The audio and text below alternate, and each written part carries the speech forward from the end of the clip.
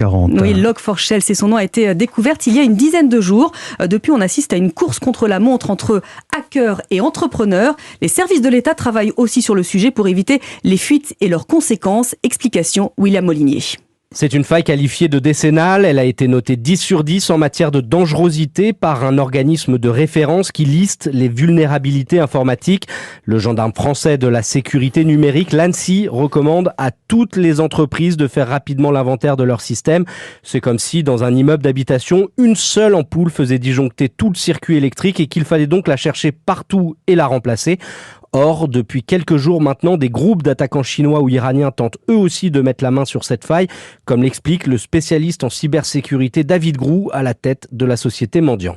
Les opérateurs dits chinois ont la plupart du temps des velléités de vol d'informations, de cyberespionnage, permettant d'avoir un avantage économique ou tactique ou géopolitique.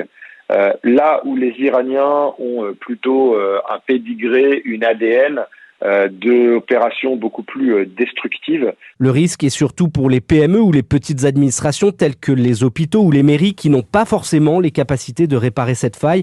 Elle pourrait rester vulnérable pendant des années et constituer une surface d'impact colossale pour les cybercriminels. Justement,